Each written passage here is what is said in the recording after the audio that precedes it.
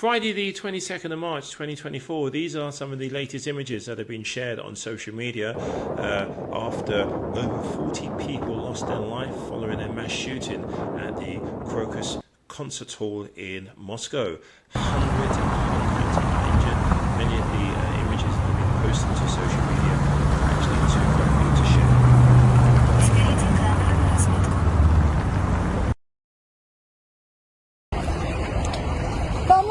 Давай, щиты, фонари, заряжай.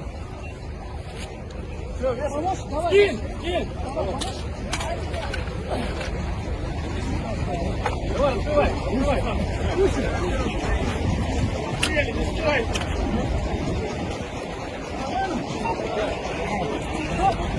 Давай.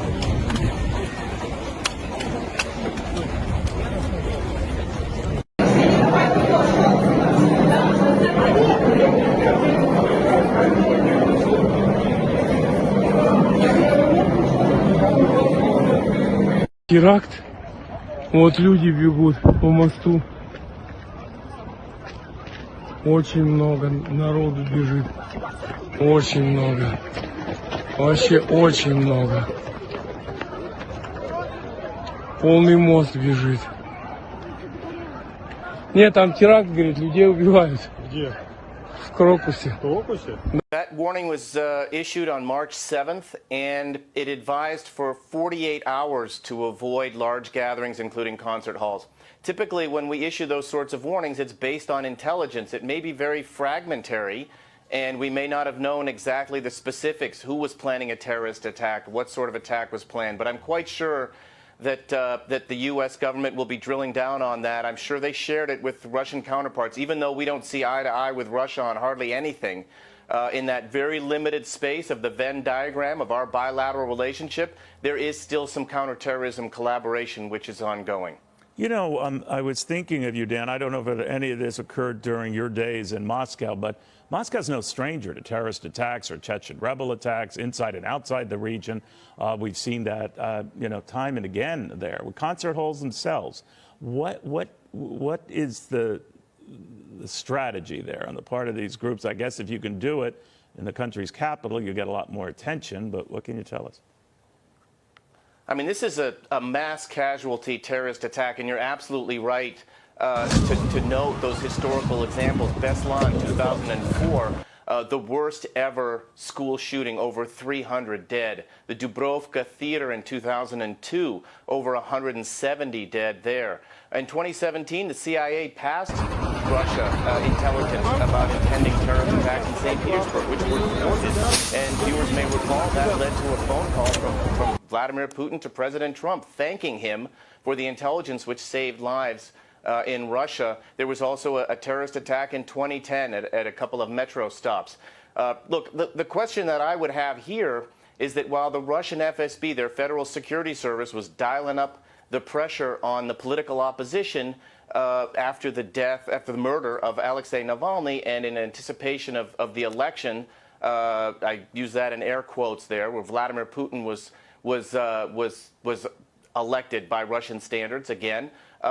Maybe they missed this one. Maybe it slipped through the cracks and they weren't as focused on the terrorist threats as they should have been. I've also seen, hopefully you saw the State Department, our embassy there, put out a notice to all Americans in Moscow to avoid any large gathering, concerts, obviously shopping malls, anything like that, just for their own safety. They should stay put where they are and stay plugged into the State Department for any additional updates and information. I'm afraid that's really all I have on that. Now, in Ukraine, today Russia launched a massive wave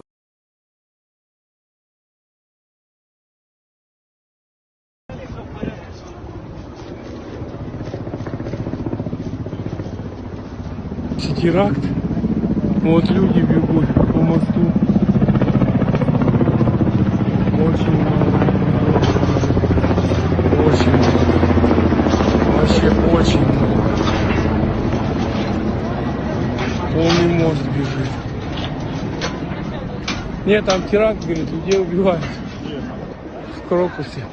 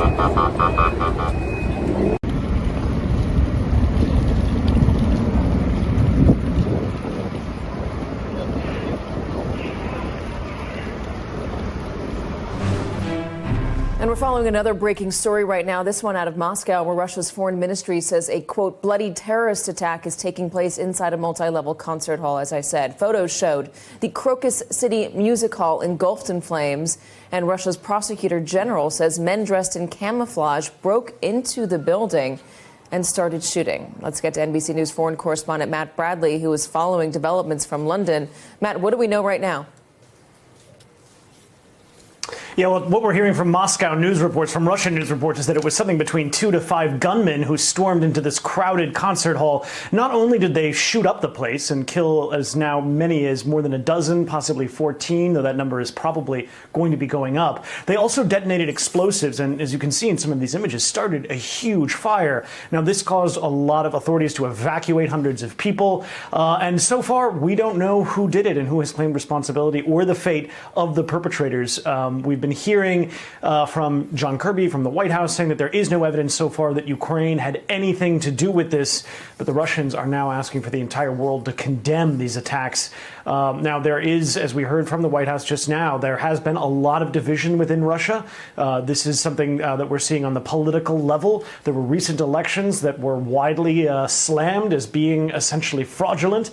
And so this has, opened up a lot of ruptures within Russian society that were already quite sensitive because of the ongoing war in Ukraine. So as authorities go about the business of trying to figure out who did this attack, a lot of speculation is almost certainly going to be falling on the Ukrainians. At the same time, this is going to raise a lot of memories of what happened back in Moscow back in 2002 when there was an attack, a hostage situation involving a lot of children on a theater in Moscow. That was perpetrated by the Chechen terrorists at the time, and that was a very, very bloody massacre. So again, we're going to be seeing tensions from all over the world coming back on Moscow. And this is something that is certainly going to be appearing in a lot of the domestic political discussion there as time goes on, as we're starting to hear more and more people discussing the war. Matt, in trying to figure out what this concert hall is, it looks like it's a venue kind of like the Met here in New York City or Carnegie Hall. It's a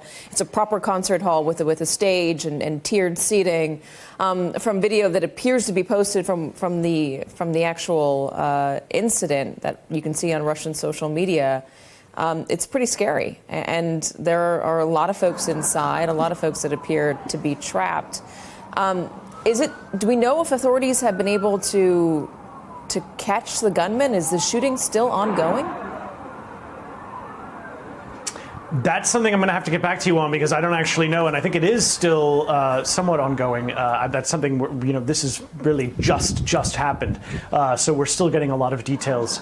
But we're already hearing statements from public officials asking for sympathy from the rest of the world. So this is something that, when you talk about whether or not it's ongoing, certainly the police operation trying to figure out who perpetrated this attack is only just beginning, and that could be quite an invasive